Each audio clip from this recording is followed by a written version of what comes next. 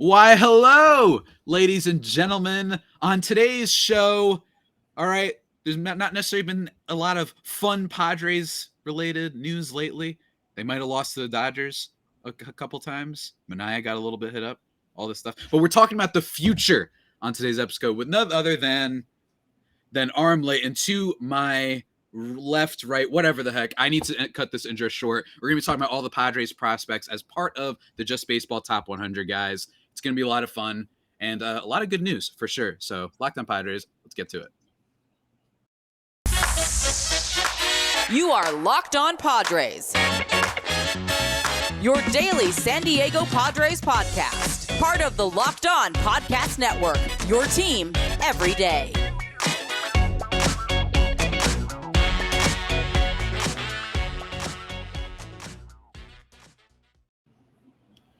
Greetings, ladies and gentlemen, and welcome to an edition of the Locked On Padres podcast, which is part of the Locked On Podcast Network, your team every day, for Wednesday, April 27th. Yes, April 27th. As always, I'm your host, but sometimes occasionally, but certainly not always the most, Javier Reyes, and I'm being joined by, for today's episode, okay, first of all, thank you for making Locked On Padres your hashtag first listen every day, free and available on all platforms. If you want to see me acting like a goon on YouTube, go check out there as well. But to my right, to my left, whatever, is longtime guest of the podcast, former host of Locked On Marlins, former host of the Locked On MLB Prospects podcast, co-founder of JustBaseball.com, co-host of the Just Baseball Show, co-host or host of Outside the Box with former Major League great Jeff Conine, and host of The Call-Up, his newest MLB Prospects podcast, and also a host on the State of the Division podcast. Hopefully I got everything. You're just listing things to list things now. You don't have to go with all of them. Today my only relevancy is the call-up guy, right? The prospect podcast guy. But no, I'm super excited to be on. And look, I think from the last time we spoke, this Padres system is a lot better than it was, and not due to any trades, just really some decent drafting and some good development in the early going and through the off season. And so really excited to talk about this Padres system. Absolutely, man. Absolutely. I love doing a nice prospect, whether it's Lindsey Crosby, whether it's Aram. We're talking Aram today because they just dropped not just an episode on CJ Abrams, or they've been talking about specific guys. They did a top 100 that I'm going to link in the podcast description of all major league prospects. And to me, everybody who knows Aram, you probably have seen his analysis before. He's very on point, very good stuff. And he's been on the show before. And what I like about it, full disclosure, I'm part of Just Baseball too as well. But what I like about it is there's a lot different here than some other top 100s out there, especially, which is one thing we're going to talk about. But we're going to focus on, for now, the Padres prospects that made the Just Baseball top 100. And I will start by just listing them out. CJ Abrams came in at number 13, which shouldn't be surprising to anyone. He is the top one. Robert Hassell at number 24, who we're going to spend a lot of time talking about. Luis Campisano at 91, and MacKenzie Gore at number 95. So, let's start with first a bunch of guys that just debuted for the Padres, or I shouldn't say just debuted, but have debuted for the Padres. All right. That is CJ Abrams and MacKenzie Gore. So number 13 on the Just Baseball Top 100 and number 95. Aram, out of what you've seen from CJ Abrams, let's start with him first. Because he's been probably for Padres fans the less exciting of the two. What have you seen? Granted, it is a batter who isn't getting everyday regular time because they have Ha-Seong Kim. They've got some other guys in the infield. But what have you seen from him? What is kind of your takeaway? Yeah, so from Abrams on the positive side, he's been phenomenal defensively. I really like what I've seen from him with the glove. And I think we've seen how much better he's gotten at shortstop, but two, the versatility, and also just the fact that he's 21 and up there right now, I think really speaks volumes to his maturity and how advanced he is. Look, it hasn't gone the way that we would have hoped in the early going, and I honestly thought it was aggressive to call him up. Like, let's remember here, this is somebody that not only has only played 42 games at the AA level, he has only played 44 games in his career above the rookie ball level, and he's only played, going into this season, 76 professional baseball games. So Yeah. I do think it was a little bit aggressive, but here's the thing. They were so encouraged by the defense. The speed is top scale, and he puts the bat on the ball. There was a lot of reason to look at CJ Abrams and say, okay, this guy can help us now, especially with Fernando Tatis out. I just don't think he's quite ready in terms of just handling big league ABs. You see him kind of just giving up at bats early, swinging at pitches that maybe he could put the bat on, but in a hitter's count, if you're swinging at a pitch off the edge, you're going to ground out, right? Like it's like little things like that you learn as you get more at bats under your belt, but he's not striking out an egregious amount. He's walking a decent amount. It's just really going after pitches that he can really do much with. He still needs to learn that. And that's something that comes with more at bats. And he only has had so many professional ABs. I'm not worried about Abrams in the slightest, but personally, I'd like to see him get a little bit more action in AAA. And I hope that he does get that everyday opportunity there once Tatis comes back. And then, I think he'll be back and ready to go at the big league level. Yeah, I agree. And that shouldn't be a shock to you or anybody listening. On this podcast, I've talked a little bit about how, not that I think that I'm the biggest believer that Ha-Seong Kim is the next star or anything like that, but for me, it was, you got this investment in this guy. Let's just let it ride, play Kim at shortstop for 3 months. I wouldn't have minded that. Calling up Abrams was exciting. Let's be honest. He's one of the top prospects. You want to have that jolt and whatnot. And, he has struggled hitting. I think he's batting 118 as of the time of this recording, which, it happens, right? But I do agree with you. He doesn't look quite lost. It just looks like, he needs a little bit more time. I think that who we're going to talk about in a little bit, Luis Campusano, who actually was just called up for the Padres, when he got called up, he looked a little bit more lost at the plate. While Abrams, it's like, all right, he's making the contact, but it's just not quite going where you would like it to go and whatnot. But you touched on the defense. That is one thing I do like about Abrams is that they kind of have this fun platoon every now and then because they have their first baseman situation, so they can't move Cronenworth there. So it's either one, no matter which day it is, you have a plus at shortstop defensively. So that was one thing that I did like about the move, where it was like, all right, whether it be Kim or Abrams, for 3 months, all right, it's whatever. I would have just played Kim every day to see what you have, but I also don't mind this because of the defense being a plus for Abrams. It was his first major league game. He made this great throw that I absolutely adored. That was really fun. Yeah, that was really great. Awesome. And then 2 days later, he had his first hit. So I'm not worried or anything like that. And I think the big thing, like you just mentioned, is 21 years old. He's 21. It's just so rare, I think. And we have to, when talking about prospects, in my opinion, it's what, two that I can think of that right when they get called up, not only right when they get called up that they're good, but this young. I mean, Harper obviously is the big anomaly, right? And when he gets called up at 19 and all that stuff. And then Correa, I remember, if I'm not mistaken, and again, this is the point, ladies and gentlemen, I'm naming some of the best players in the game. Exactly. I think when Correa was called up, he didn't have the most experience in AAA, but I guess the dude was just like, whatever, I just call me up, I'll be fine, trust me. And then the Astros were like, no problem. And then they did, and then he was great. So that is a great point, though, that I think that he's young. And like you said, just not quite there, but it shouldn't be too much of a surprise. Yeah. And one other point on Abrams, too, is that this is a high school guy. So he's making the jump from high school to the big leagues in roughly 74 to 76 professional games in between. Yes, there was the alternate training site. Yes, there were some other aspects and other opportunities for him to continue to develop, but it's not real game action. And that's the most important thing. The real issue with Abrams has really just been big league breaking balls. Again, he's barely seen minor league breaking balls. So how are you expecting this guy to be able to handle big league breaking balls? He's caught up to velocity, which is really important. Because you talk about Campusano, he looked like he was getting blown up at times. He just seemed like he was caught in between. Abrams, it's really just recognizing what is just a higher quality of breaking balls that he has not seen. He's going to be just fine. The fact that he already has 2 defensive runs saved in 11 games at shortstop, and he hasn't played all 11 games at shortstop, and he hasn't played all 9 innings every single game at short, is a testament to how far he's come defensively. And that was what really stood out to me when I went back and watched all the tape ahead of this season, was how much better he has gotten with the glove at short. And it's going to be really interesting to see what their plan is with him long-term, because he is a plus, or at least a well above average defender there. But there's a lot of reasons to believe that Fernando Tatis Jr. is actually a lot better defensively than a lot of people make him out to be, which is an entirely different conversation. But all that to say, Abrams has the potential to be a plus defender at short. which is a good problem to have for the Mhm. Padres. 3 guys that could be very capable at the position. Yeah, absolutely. And you know what else is a good problem to have? The fact that I have leftover good stuff currently residing in my house. You know what that good stuff is? It's athletic greens. Ooh. Athletic greens, lays it over, and they're great. And you just said it. Ooh, are you familiar, Aram, with athletic greens? I know some athletic greens. Oh, nice, nice. That's great to hear, man. I still have some left over, and what I really like is that when I was using it, granted, I just haven't lately. It's really helpful because I'm trying to get better healthy, want to manage my gut a little bit more, and just frankly, just have a good start to my day. I think that that's an underrated aspect of life, and athletic greens helps you out, guys. So what is this? With one delicious scoop of athletic greens, you're absorbing 75 high quality vitamins, minerals, whole food source superfoods, probiotics, and adaptogens.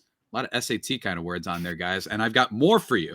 All right. I've got even more for you. It's lifestyle friendly, whether you eat keto, paleo, vegan, dairy free, or gluten free stuff. Contains less than 1 gram of sugar, no GMOs, no nasty chemicals, or artificial anything, while still tasting good. And tons of people are taking some kind of, multivitamins type of thing. It's important to choose one with high quality ingredients that your body will actually absorb. And for me, it just makes me feel better. I'm just like ready for my day, feel a little bit more focused.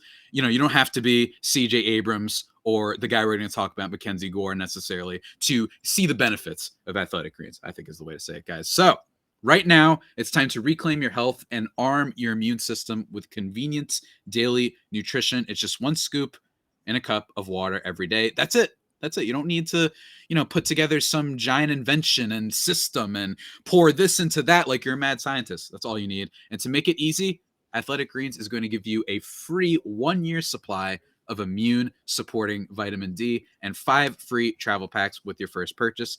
All you have to do is visit athleticgreens.com/MLB network. Again, that is athleticgreens.com/MLB network to take ownership over your health and pick up the ultimate daily nutritional insurance. How about that? And speaking of insurance, Arm, the Padres had some insurance when Blake Snell headed to the IL. I'm doing pretty good today with transition. Yeah. When Blake Snell and Mike Clevenger landed on the IL, and that's MacKenzie Gore. We got to talk about him. Firstly, just want to bring up his first 2 starts against the Atlanta Braves. Pretty good team, defending champions. His, major league debut, 5 1/3, 2 earned runs on 3 hits, 2 walks, 3 Ks, and then even better in his second start, 5 innings, no runs, 4 hits though, 2 walks, and 7 Ks. So granted, small sample size in terms of the overall amount of starts, but what have you seen? What do you think of the tumultuous, really long developing prospect MacKenzie Gore so far? Yeah, so I want to preface with this. I would have liked to have had Gore up higher on our top 100. He was at 95, as we mentioned. I mean, there was a lot of lists that didn't even have him on going into the year. It got to the point where the list was about to be published. He kept looking better and better. And I would have had to almost just redo a lot of what was set up already to bump Gore up. But after what I saw in spring training, then after what I saw through the first couple of starts, that was enough for me to be confident enough in jumping him or pushing him up at least into the mid 70s, late 70s range in the top 100. So I'll say that like he is probably a guy that should have been ranked a little bit higher, but we were already ready to publish the list. And I thought, I'll still be able to get all my thoughts on MacKenzie Gore out there. And so those thoughts really are: 1, he looks confident. He looks like he trusts his stuff, and he looks like he trusts his mechanics. And that was something that we didn't see last year, right? I mean, this was undoubtedly a mental battle for him last year. We saw him tinkering. We saw him changing his mechanics. We saw him changing what, his pitch usage was. And now he found a more simple approach, more simple mechanics that work for him, and also has kind of felt out his arsenal and knows exactly what he wants to go to where. And that's the biggest thing. The fastball command is back. And he's going to be a guy that's going to give up some loud contact here and there. I mean, we talk about that with pitchers. I know you've talked about it with Sean Manaea. That doesn't mean they're not a good pitcher. It just means when they're off, it can be a little bit more ugly. MacKenzie Gore's fastball doesn't quite have that profile where you miss over the middle and the guy still swings through it. Like he's one of those guys that if he doesn't hit his spots as much, he's susceptible to getting burnt. But here's the thing. he's got an assortment of secondaries that he can go to, and that's the difference. That's what makes MacKenzie Gore so good. The fastball velo's ticked up. It's still an above average pitch, but now he has all of these secondaries he can come after you with, and all of them have looked really good, and that's what's really stood out to me. The feel for the curveball has been fantastic. The slider has been really good, and even the changeups that he's mixed in have looked really solid as well. So when you have a guy with an above average fastball and then 3 secondary pitches that all look above average and he shows a good feel for, I mean, that's a really safe bet to be a good pitcher. And even through all the tumultuous times that we talk about with Gore, he just turned 23. So really, he's just on a normal trajectory. He was way ahead of schedule. He slowed down. He hit a snag. He worked through it. And now I think he has those skills, those tools to work through what'll be almost every big leaguer goes through ups and downs as a starter. And now I think he's more equipped to be able to deal with those ups and downs. He has looked phenomenal, and I think he belongs in the big leagues right now. Yeah. And it's definitely helpful. All right. This is a good example, I think, Gore coming up and being pretty electric so far.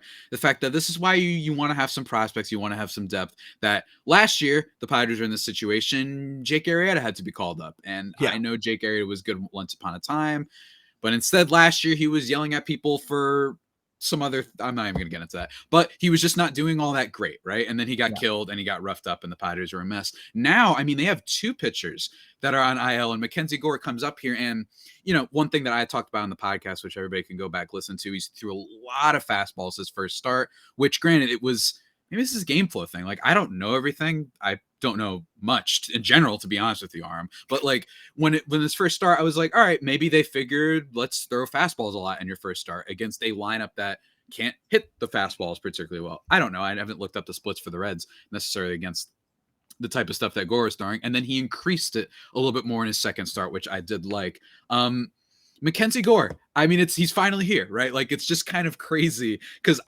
I've literally known you for as long as the MacKenzie Gore saga has been happening. And I agree 100% that it feels like the confidence thing is the big thing with him. And he feels, I mean, he drove Don Orsillo and Mark Grant to a game one time. Yeah. Like, everyone was bringing that up. Our buddy Jack McMullen told us about that. Like, really cool stuff. And I just think that for now, I think the big question with Gore is going to be his next start is scheduled to be against the Reds, I believe on Wednesday, if I'm not mistaken. So today, today, there we go. Spoiler, we're recording this a little bit ahead of time, but that should be really interesting. Hopefully he's great in this next start. But now I want to talk to you about the rest of the list. And those are, and this is the fascinating one to me. I saw this, my eyeballs popped out like a Looney Tune. Robert Hassell landing very high on the Just Baseball Top 100 list compared to a lot of other people like Robert Hassell, but you guys are really bullish on him. Number 24. Tell us about him, because I believe he was around like the 50, maybe 40, 50 range in last year's Top 100 list. Tell me what you've seen that gets you so excited about Robert Hassell.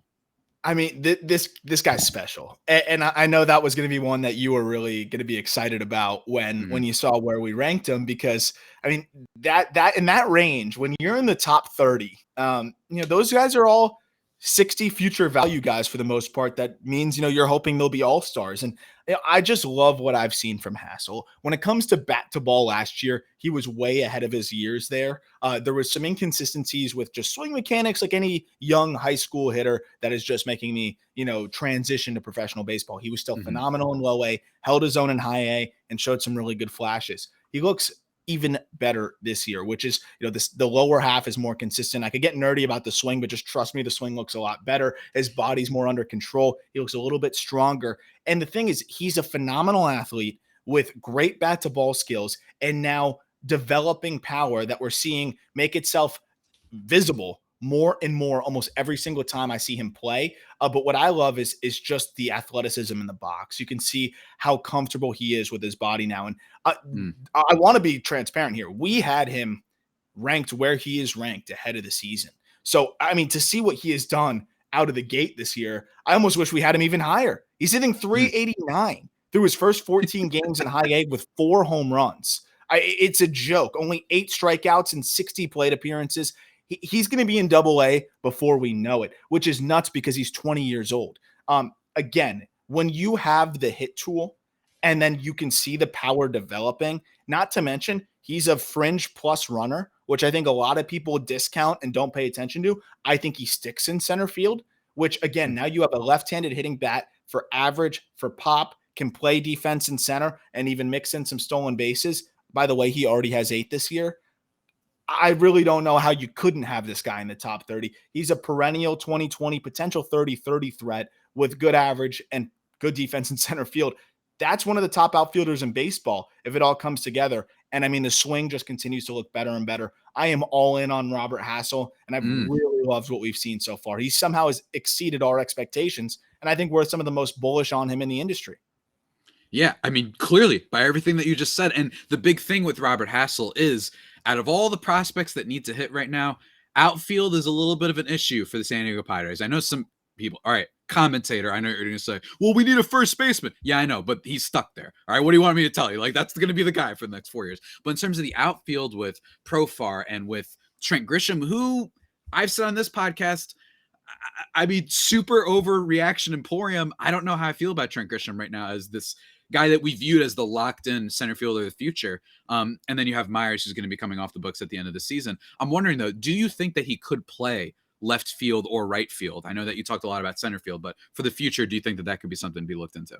Oh, yeah, and I think he'd be a plus defender there. So I think he's above average or at least average in center. He's a plus defender in the corner. And the big thing that I always look at there when we're talking about prospects is, does the arm play?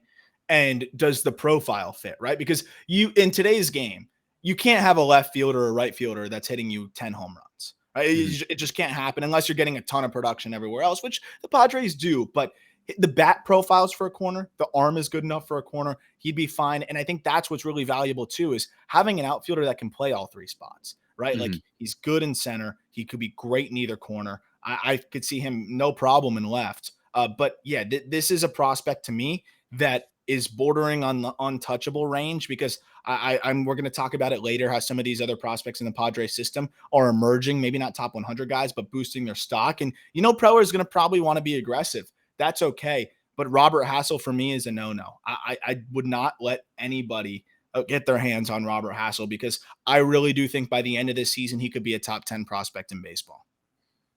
Oh, yeah. That's what I like to hear. That's why I like to hear he can play all over the place and a top 10 guy in the future. We'll have to see how that all pans out. But what I also like, Aram, is not just variety in the outfield and what you can do with both. You're a 20-20 guy and you can play left and right. I also like variety in the stuff that I eat, and mainly protein bars. And what I love about Built Bars, man, this is what I love about Built Bars the most. You've heard about these things before. You've probably had them before. I love Built Bars because, all right, yes, let's get it over with.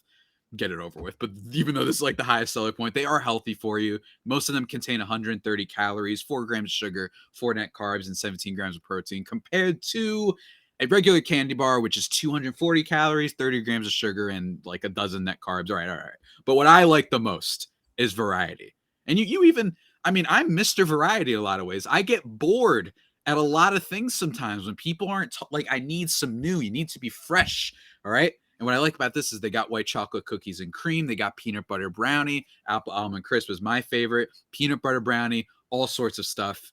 They got you covered, man. They got you covered. And because you're listening to this podcast, you can go to built.com and use the promo code LOCKED15, and you'll get 15% off your order of these delicious that I've been talking about for years.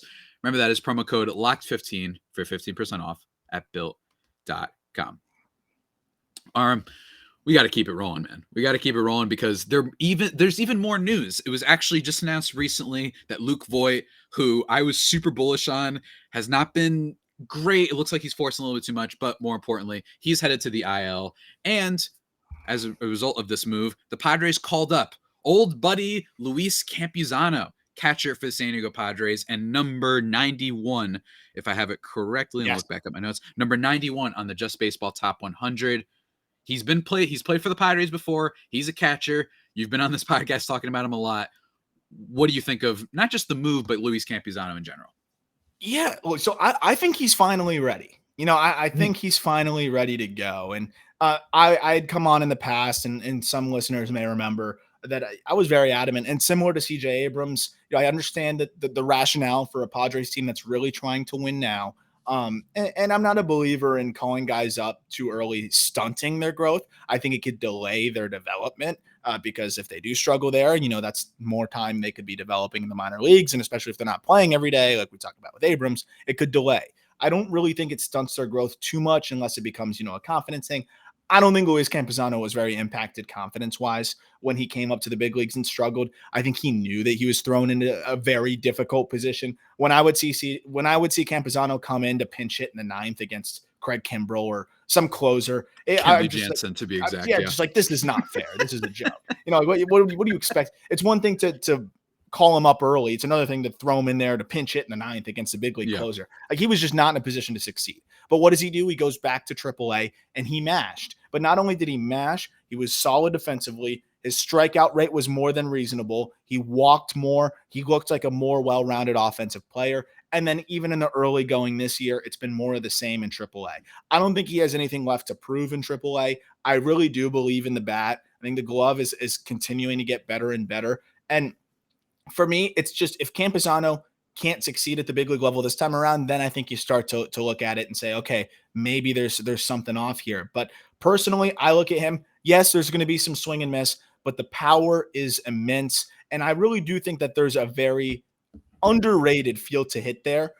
I do believe he's an above average offensive catcher, could be a plus offensive catcher, and the defense is more than good enough. He should be able to help them now, and I'm very excited to see how he performs, but I hope he gets more consistent at bats. You're more the expert on that than I am, and I think Austin Nola's been all right so far this year, right? Yeah, he's all right. He's just underrated, I think, defensively, actually. He's actually not too bad there. The pitchers seem to like him. He worked a lot with Darvish and all those guys in the offseason.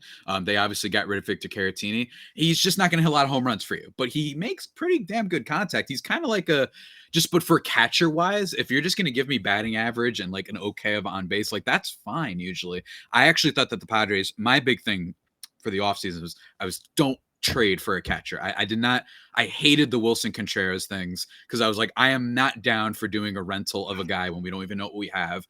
And this guy, Campusano, why would you do a 1-year guy when you have, all right, you've made fun of Alfaro on Twitter before, Jorge Alfaro. I've mentioned, a couple times, he's, as a backup, he's not killing them necessarily right now, but he's a backup, right? I think that the Padres catching situation is fine. And I'm really curious to see with this injury, do they plan on having him at DH? Do they plan on giving him starts at catcher? I don't know. Does this mean Alfaro's cooked? Are they already sick of him? I don't know necessarily. So it might be just them trying to catch lightning in a bottle. They just need someone with a high ceiling to come up and potentially do stuff for them. So I'm not entirely sure what it means for the lineup in the future, but in terms of his value as a prospect, I can't wait. So, my thoughts on that, honestly, I think worst case scenario, Luis Campusano is giving you what Jorge Alfaro is giving you, which is he's going to get his home runs and he's going to swing and miss. But I think that's worst case. So I think that's how the Padres are looking at it now. I think they see what they're getting from Alfaro. They realize that it's just not going to get too much better. He might have his hot streaks, but it's not going to get too much better. Campusano could be up there, help you now. And even if he's struggling to make consistent contact, he's going to be able to give you that power. I mean, I can't emphasize enough how much power Campusano has. I mean, he's put up 113, 114 mile per hour exit velos on home runs, which would put you, in the top 5-6% at the big league level, maybe even better than that. I think actually even better than that. So, I mean, he is top of the scale in that regard. And one of the things that really made me optimistic on Luis Campusano in terms of what we've seen this year and why I think he's big league ready is the stance, and all of the pre-swing movements look a lot better. He used to be a bit more inconsistent with repeating his moves, big leg kick, just struggled with all of the moving parts. Now a lot more simple, and I'm seeing him just as a much more advanced and complete hitter. He's going the other way more. He's really just fouling off tough pitches. He's going to center field, and then when it's middle in, trust me, you'll see that plus power eat, and he'll hit it 114 miles an hour over the wall. That's what's really stood out to me. And I mean, I watched certain at-bats against big league arms like Matt Moore, James Kaprielian, and good pitches being thrown to him. He's laying off of him. He seems like he's seeing the ball better. I think Campusano could surprise a lot of people. But, there's a lot of risk. There's a wide range of outcomes. But I really like what I've seen so far from the catcher. Yeah. And I'm excited to see how he does. Hey, maybe they're just going to use him as the DH, and they're going to be like, hey, go rake for a little bit and don't worry about the defense. Not the worst idea in the world. I wouldn't hate that. I really wouldn't hate that. And I think that is a possibility. And you're adding a bat here that has the upside, a higher upside than anybody you're going to call up right now, right? Like, Yeah. or anyone that you're really going to be able to attain reasonably. Like if he puts it together, that's an impact bat out of the gate. You're getting 20 plus home runs the rest of the way. If Campusano is what we think he can be, who else can give you that right now just by the simple saying, hey, come on down to San Diego and come play with us. It was that easy. They didn't have to give up anything. They didn't have to do anything. Yeah. No one else is giving you that right now. And there's a good chance that he can. Yeah. And this is the importance of a farm system, man. I mean, it's because I think in baseball, the funny thing is that it depends on what team you're a fan of, that you can almost kind of neglect to not care about farms. So if you're a Yankees fan, yeah, you get excited when you get your Volpe, but you're kind of like, all right, whatever. Who are we trading for? It's like assets. If you're a Yankees fan, honestly, though, I think with the Padres, it's almost that way too, a little bit, where it's appreciation of assets. It's almost like watching your draft picks. If you have another team's draft pick, watching those teams lose and seeing that pick go up because you know it's a more valuable asset. For teams that are trying to win now, when those prospects really put it together, it's like, oh, okay, that could be part of a deal that gets us an impact player. That's what happened with the Yankees last year. A lot of lower end prospects turned into legitimate prospects and they traded them. And I could see the Padres doing that with some of the more diamond in the rough guys. But when it comes to these players, these are reinforcements that can help them win now. And we're seeing them utilize them. Yeah, that's absolutely a point to reiterate. I say it a lot because I know Padres Twitter and people who are in my mentions sometimes are like, yeah, but they're unsure things. I know. I get it. Because that's what's so funny to me about baseball is there are a lot of people who are like, don't care about prospects. Unfortunately, getting to know you, I became corrupted and now care a lot more about prospects. But it's true that like you don't hear the I don't care about prospects in like the NFL and the NBA. You know what I mean? Because most people no. Like people kind of get it a little bit more because baseball, it's a slow burn. You know what I mean? And it's there's like a lot of trauma, right? Like I'm sure every single person that says that will call back to a moment where it's like, I believed in this guy and he broke my heart, you know? And it seemed like MacKenzie Gore was going to be that guy. For the Padres. Yeah. That would have been a lot more people that would have been that way. But even if you feel as though prospects are not worth counting on, which I can understand to a degree, you still should be watching and following these guys because the better they perform, the better the asset is to be able to trade. And I know it's a tad dehumanizing, but that's just what it is.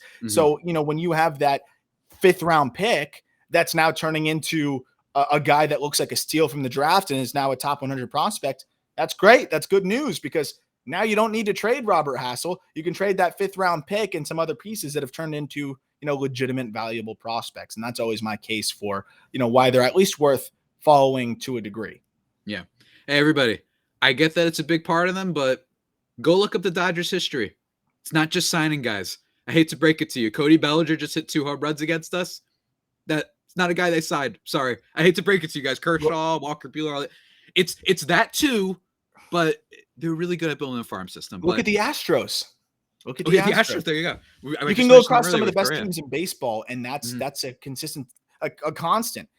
Even look at like Jake Cronenworth. It goes both ways. You can go find a prospect that's undervalued elsewhere that you like, go pick that guy out, help him develop, and now you end up with a really good piece. And Jake Cronenworth was not somebody that I think anybody was banking on being an impact top 100 prospect. No. He never was a top 100 prospect. Yeah. He never was. And now, he's a guy that is one of the better players at his position. So it's just fun how that stuff works out. Yeah, absolutely. And speaking of just more assets and whatnot, the last thing I want to ask you before we wrap things up, who else should Padres fans keep an eye on, right? Or just people in general that just missed the Just Baseball Top 100, right? Because you mentioned the Padres system has improved. It's made some strides forward despite all of the wheeling dealing over last year. Give us some names and tell us why Padres fans should be interested. Yeah, absolutely. Klay Thompson's brother is no longer a prospect. Trace Thompson's 31 years old. But by the way, going off in AAA. So if you need someone to fill in, he might run into a couple home runs, 7 home runs in 13 games. But no, on the legitimate prospect side, a name to follow is Tirso Ornelas.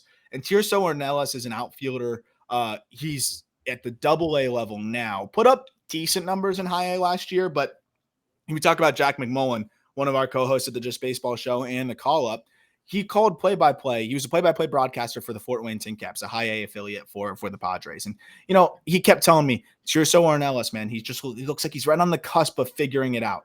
And he was not great last year, but he was above average. And this year, I love what I've seen. It seems like he's tapped into more power. He seems to be And even though it's not showing up in the slugging percentage yet, the exit velos are showing it. This is a guy that could be an interesting outfielder, and he's holding his own as, I believe, a 22-year-old at the AA level and just turned 22. So definitely a name to follow. Recent draftee Jackson Merrill was not the sexiest pick ever in the first round, but has been really good out of the gate in low A. I think hitting 389. He has been phenomenal out of the gate. Joshua Mears is another really risky prospect. I'm not going to sugarcoat it, but he's 21 with some of the best raw power you're going to find in the minor leagues. Already has 3 of the hardest hit balls. I think 3 of the 5 hardest hit balls in the minor leagues this season have been by Joshua Mears. His 7 home runs in 14 games. He's also punching out 37% of the time. But he's a young player with limited experience, worth following, because if he puts it together even remotely in terms of the swing and miss, he could be a really, really fun player. And then on the pitching side, Robert Gasser is one of my favorite. Great name, too. Great name for a pitcher, right? One of my favorite low-key pitching prospects. Continues to get better and better each time out there, and really good swing and miss stuff from a funky delivery. That's a name to follow as well. But the Padres have some sneaky depth in this system. And even though one of my favorite sleepers just randomly retired in Ethan Elliott, there's some really good pieces. Just about to ask you that, like, because I haven't. Someone just tweeted at me once. I was like, wait, what? Because I mentioned him on the show, and I was like, wait, what happened? This guy was like the number 10 to 12, depending on who you go to, like prospect for the Padres, and then he just kind of retired. Like, have you seen anything about that? All that has been said is personal. So, obviously I hope everything's all right on his end. I know he was dealing with a shoulder issue at the end of the year. I always think about Andrew Luck and how he just got tired of being hurt and sore all the time. Maybe it's something like that. I don't like to speculate, but, was very surprising because he's a sneaky good prospect that just could pitch. He could simply pitch. So I was very shocked by that. But the good news for the Padres overall is that they've had a lot of players start to put it together, as I mentioned earlier, that seem to be figuring it out. One other name to follow that I am very interested in is Max Ferguson. He's looked good out of the gate as well this year in low A, and should be called up to high A relatively soon. He's second base outfielder, super utility type guy that I think could give you a lot of value. He was a 5th round pick in this past draft. I think he's going to climb through the minors pretty quickly and could be an interesting piece as well. Hey, I love this, man. You always reinvigorate my hope. You know that? You always just get me more excited because I've talked to you a lot.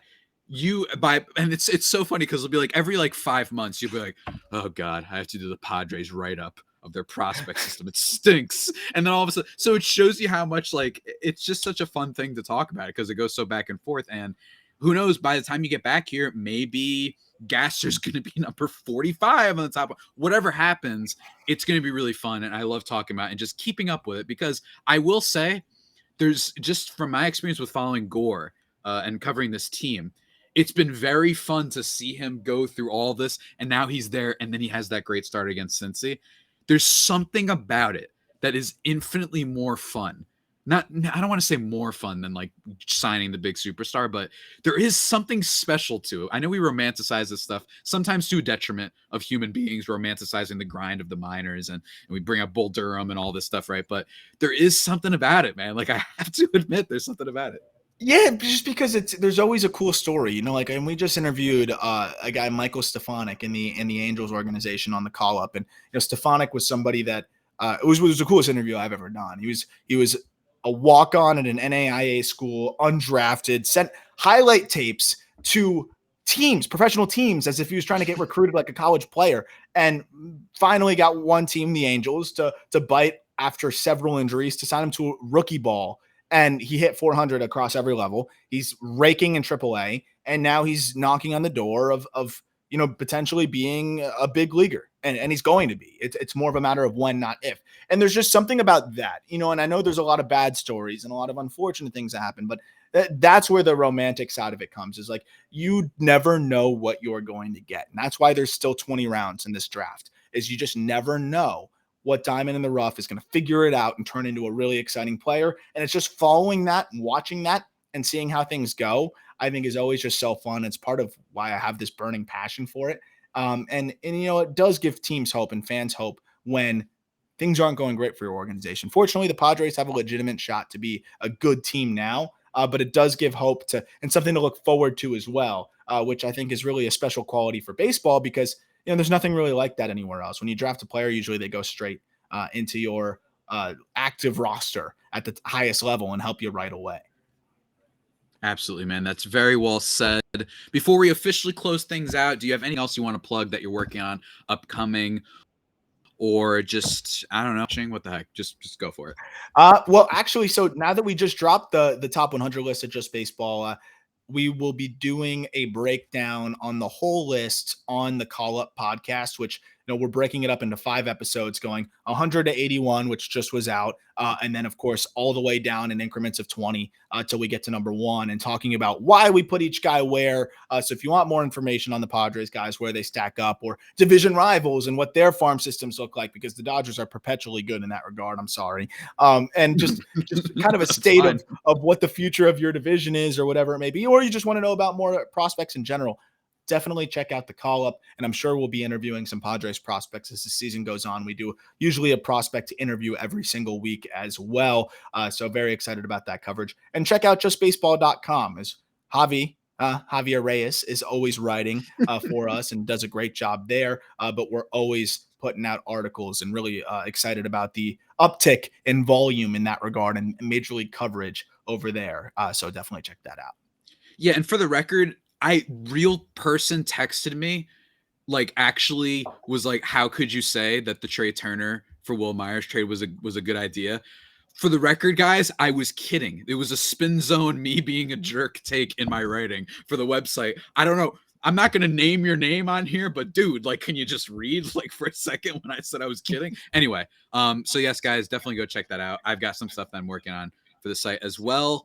And yeah, man, it's been a blast as always. Everybody go check out Aram on Twitter at Aram Leighton 8. Check out that Call Up podcast. Great name for a podcast. Surprised it wasn't taken already. And feel free to check out the rest of Just Baseball, not gambling advice, whatever the heck they have on there. Really great website, guys. And also, last podcast I'm going to recommend to you guys for today is Locked On MLB, hosted by your boy Paul Francis Sully. Call him Sully.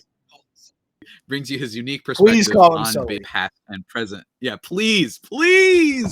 Somebody please call him Sully. We've been begging you.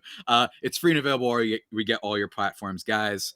And with that all being said, that about does it for today's edition of the Locked On Padres podcast, guys. The only pod that may be better than the Padres themselves. Remember to subscribe wherever you get your podcasts from. Follow Aram on Twitter. Follow me on Twitter. Hold on, let me get it right. There we go. At Javipeno, JAVIIPENO. And subscribe to the YouTube because I like seeing the numbers go up. It makes my brain happy. Until next time, stay safe. And of course, stay faithful. My Friday Faithful homies, take care.